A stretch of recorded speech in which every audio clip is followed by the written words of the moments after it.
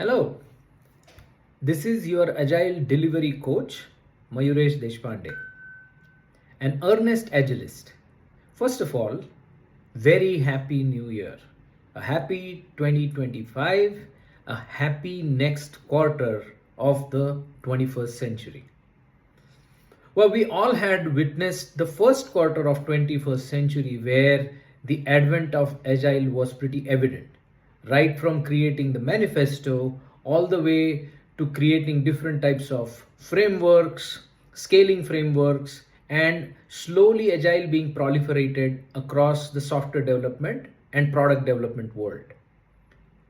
Yet, even after 25 years, we see that there is a need for coaching that is needed for people to not only adopt but to sustain agile ways of working. What makes it so hard for the agile ways of working to be sustainable? Well, that's what I'm going to speak about. And since we are talking about New Year, how about we make some resolutions? And I would want to start with the resolution of making our agile ways of working more sustainable. So in today's video, what we will do is we'll take first of the 4 basic agile values: working software over comprehensive documentation.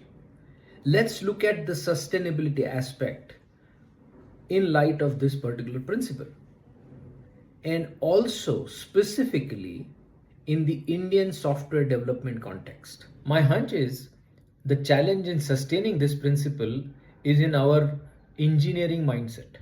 Yeah, either we are from engineering mindset or background or education, which emphasizes more on precisely knowing things, on creating things which are specific. Whereas this particular principle talks about 2 very subjective terms. One is working software, and the second one is comprehensive documentation. Both these adjectives are open for interpretation. While many have interpreted this principle conveniently to be no documentation, we all know that's not what this principle really means. It only means that if you were to choose between creative comprehensive documentation versus putting your time on making your software working, you should try and put your time more on creating working software. So that's really the trade-off that is being discussed here.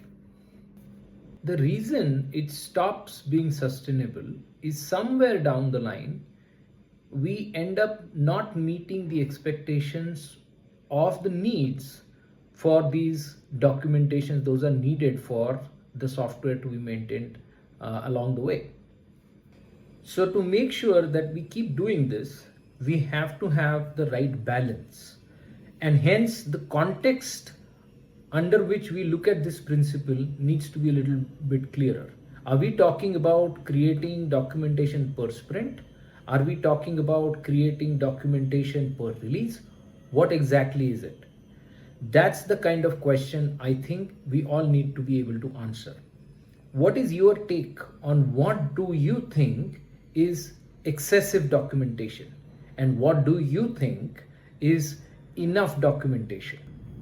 I think this is the right time of the year when you can revisit these definitions and have that conversation with your entire ecosystem. Most importantly, your development team, your product owners, and don't forget the management as well. Do let me know in the comments below, what do you think are the examples of excessive documentation, and what do you think are the examples of just enough documentation that is really required going forward. See you in our next video. Once again, this is your Agile Delivery Coach Mayuresh Deshpande, the earnest agilist. Till then, goodbye.